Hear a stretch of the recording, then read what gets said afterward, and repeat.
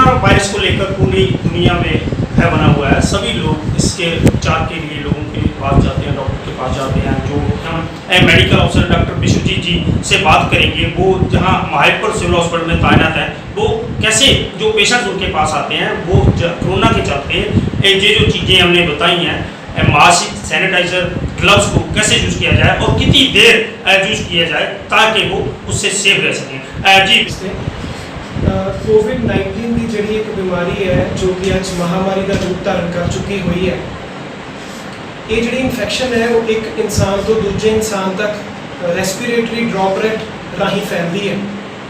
इसका मतलब कि जो आप एक इंसान तो दूजे इंसान तक इन्फेक्शन जाती है तो साह की नाड़ी राही एक इंसान तो दूजे इंसान तक चले जाती है। इस बीमारी तो बचाव के लिए सब तो इंपॉर्टेंट सोशल डिस्टेंसिंग है। इसका भाव कि सानू जो भी आप घर तो बाहर निकलते हैं तो सानू एक इंसान तो दूजे इंसान के दरम्यान 1 मीटर तो वध का जोड़ा फासला है वो रखना चाहिए तो जो जी इन्फेक्शन है वो एक इंसान तो दूजे इंसान तक ना फैले। मास्क की वरतों करनी चाहिए है। मास्क की वरतों करने के नाल आप एक इंसान तो दूजे इंसान तक जी इन्फेक्शन फैलने का खतरा होता है वो एक बैरीयर क्रिएट कर देंगे तो जो जी इन्फेक्शन है वो इंसान के दूजे इंसान तक ना पहुँच सके। मार्केट्स के अलग अलग तरह के जोड़े मास्क ने वो अवेलेबल होंगे ने, जिमें कि N95 मास्क, सर्जिकल मास्क या कॉटन क्लोथ मास्क। कोई भी इंसान है उन्होंने एक जोड़ा मास्क है वो जरूर वरतों के लिया चाहिए है तो जो वो बाकियों तो अपने आप को इस इन्फेक्शन तो बचा कर सके। जो मास्क है वो एक मास्क 8 घंटे तो वध सानू नहीं लाना चाहिए।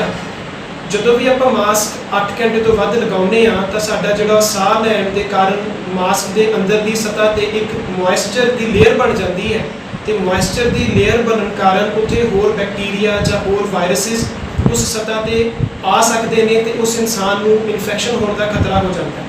सो सानू जे तो वो मास्क नॉन डिस्पोजेबल मास्क है नहीं, जिमें कि कॉटन का मास्क है, उन्होंने घर जाके सानू चंगी तरह गर्म पानी के धो लेना चाहिए डिटर्जेंट के नाल, साबण के नाल, धुप के सुका के ही दोबारा वरतों के लिया चाहिए। अगर वो नॉन डिस्पोजेबल N95 या सर्जिकल मास्क ने तो उस मास्क को 8 घंटे लगाने तो बाद सानू प्रॉपर जगह पर डिस्कार्ड करना चाहिए। सानू रस्ते के जा कि राह के सुट्टना नहीं चाहिए क्योंकि अजिहा करने के नाल वो एक इन्फेक्शन का कारण या घर बन सकता है। सिमिलरली जो भी आप करोना वायरस की स्ट्रक्चर की गल करते हैं, करोना वायरस की बनतर की गल करते हैं तो ये जो वायरस है ये लाइपोप्रोटीनेशियस स्ट्रक्चर का बनया होता है। कहने का भाव कि ये जी स्ट्रक्चर है जी सतह है तय है वो एक ऑयल बेस्ड फॉर्मूला होता है। जो भी आप अपने हाथ साबण के नाल धोने पानी के तो ये जो स्ट्रक्चर है ये टुट जाता है तो वायरस मर जाता है जोड़े साढ़े हाथ होंगे ने वो कीटाणु रहत हो जाते हैं। सो जो भी आप कोई भी काम करते हैं, खाना खाने किसी सतह को टच करने तो बाद अपने मूँह में हाथ लाना जान के इच्छुक होंगे तो सानू जोड़े हाथ ने अपने साबण और पानी के नाल धो लेने चाहिए ने। सिमिलरली जोड़े हैंड सैनिटाइजर्स होंगे ने जोड़े मार्केट्स के अलग अलग तरह के नाल विक रहे हैं वो सानू एल्कोहल बेस्ड सैनिटाइजर यूज़ करना चाहिए है जिहदे कि एल्कोहल की कंसनट्रेशन 60% तो वध होनी चाहिए है। ये जो सैनिटाइजर आप यूज़ करते हैं वो सफिशेंट क्वांटिटी होंगी है। सफिशेंट क्वांटिटी के 1.5 तो 2 ml तक आप सैनिटाइजर चंगी तरह हाथ के रगड़ के 20 तो 30 घंटे तक रगड़ना चाहिए है। तो उस तो बाद उन्होंने एयर ड्राई करना चाहिए है, हाथ को हवा के सुकाना चाहिए तो ही किसी सरफेस को टच करना चाहिए। बट जे आप सैनिटाइजर के हैंड वॉशिंग की गल करिए तो हैंड हाइजीन के सोप और वाटर का इस्तेमाल करना, हाथ साबण के पानी नाल धोना सैनिटाइजर तो वध इफेक्टिव है नहीं। सो सानू इस गल ते तरजीह नहीं देनी चाहिए कि सानू हाथ बार बार सैनिटाइज करने चाहिए ने। जे तुहाडे कोल पानी और साबण की फैसिलिटी अवेलेबल है तो सानू अपने हाथ साबण के पानी के नाल बार बार दिन के धोने चाहिए ने। फ्रीकुएंटली सानू अद्धे घंटे मगरों हाथ जरूर धोने चाहिए। जोड़े मार्केट्स के ग्लव्स अवेलेबल होंगे ने, सर्जिकल ग्लव्स की गल करिए आप तो जो भी कोई इंसान ग्लव्स पाता है तो वो एक फॉल्स सेंस ऑफ सिक्योरिटी आ जाती है। उस बंदे को इंज जापता है ਕਿ ਜਿੱਦਾਂ ਉਹ ਕੀਟਾਣੂ ਰਹਿਤ ਹੋ ਚੁੱਕਿਆ ਹੋਇਆ, ਉਹ ਕਿਸੇ ਵੀ ਸਰਫੇਸ ਨੂੰ, ਕਿਸੇ ਵੀ ਸਤ੍ਹਾ ਨੂੰ ਹੱਥ ਲਾਵੇ ਤਾਂ ਉਹਨੂੰ ਕੀਟਾਣੂ ਅਸਰ ਨਹੀਂ ਕਰਦੇ। ਸਾਡੀ ਬਾਡੀ ਦੀ ਜਿਹੜੀ ਸਕਿਨ ਇੱਕ ਆਰਗਨ ਹੈ, ਉਹਦੇ ਵਿੱਚ ਇੰਨੀ ਕੁ ਤਾਕਤ ਹੁੰਦੀ ਹੈ ਕਿ ਜਿਹੜਾ ਵਾਇਰਸ ਹੈ ਉਹ ਸਾਡੀ ਸਕਿਨ ਵਿੱਚ ਐਂਟਰ ਨਹੀਂ ਕਰ ਸਕਦਾ, ਸਕਿਨ ਰਾਹੀਂ ਉਹ ਸਾਨੂੰ ਇਨਫੈਕਸ਼ਨ ਨਹੀਂ ਕਰ ਸਕਦਾ।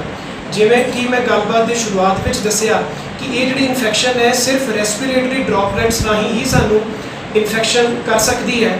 ਸੋ ਗਲਵਸ ਪਾਉਣ ਦੇ ਨਾਲ ਜਦੋਂ ਬੰਦੇ ਨੂੰ ਇੱਕ ਅਜਿਹੀ ਗੱਲ ਉਹਦੇ ਮਨ ਦੇ ਵਿੱਚ ਆ ਜਾਂਦੀ ਹੈ ਕਿ ਮੈਨੂੰ ਇਨਫੈਕਸ਼ਨ ਨਹੀਂ ਹੋ ਸਕਦੀ, ਅਜਿਹੀ ਗੱਲ ਨਹੀਂ ਹੈ। ਉਹ ਜਦੋਂ ਵੀ ਗਲਵਸ ਪਾਏ ਹੋਣਗੇ, ਨਾ ਤਾਂ ਉਹ ਗਲਵਸ ਪਾਉਣ ਦੇ ਬਾਅਦ ਆਪਣੇ ਹੱਥ ਪਾਣੀ ਤੇ ਸਾਬਣ ਨਾਲ ਧੋਏਗਾ ਅਤੇ ਨਾ ਹੀ ਉਹ ਸੈਨੀਟਾਈਜ਼ ਕਰੇਗਾ।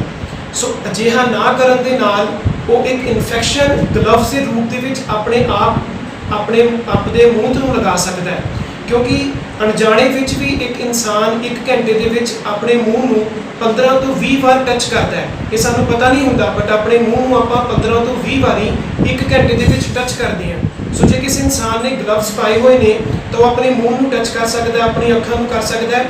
ਇਹੀ ਇੱਕ ਸੋਰਸ ਆਫ ਇਨਫੈਕਸ਼ਨ ਗਲਵਸ ਬਣ ਸਕਦੇ ਨੇ। ਸੋ ਗਲਵਸ ਸਿਰਫ ਹੈਲਥ ਕੇਅਰ ਵਰਕਰਸ ਨੂੰ ਯੂਜ਼ ਕਰਨੇ ਚਾਹੀਦੇ ਨੇ, ਜਿਹੜੇ ਕਿ ਕੋਵਿਡ-19 ਪੇਸ਼ੈਂਟਸ ਜਾਂ ਸ਼ੱਕੀ ਮਰੀਜ਼ਾਂ ਨੂੰ ਡੀਲ ਕਰਦੇ ਨੇ, ਉਹਨਾਂ ਦੀ ਟ੍ਰੀਟਮੈਂਟ ਕਰਦੇ ਨੇ ਅਤੇ ਉਹਨਾਂ ਦੀ ਦੇਖਭਾਲ ਕਰਦੇ ਨੇ। ਜੀ, ਜਿਹੜੀ ਸੋਸ਼ਲ ਡਿਸਟੈਂਸਿੰਗ ਹੈ ਉਹ ਤਾਂ ਕਰੋਨਾ ਵਾਇਰਸ ਦੇ ਬਚਾਅ ਦੇ ਲਈ ਇੱਕ ਕੀ ਟੂ ਸਕਸੈਸ ਹੈ। ਕਦੀ ਵੀ ਆਪਾਂ ਸੋਸ਼ਲ ਡਿਸਟੈਂਸਿੰਗ ਨੂੰ ਭੁੱਲ ਨਹੀਂ ਸਕਦੇ। ये होशियारपुर से दलजीत अग्रवाल।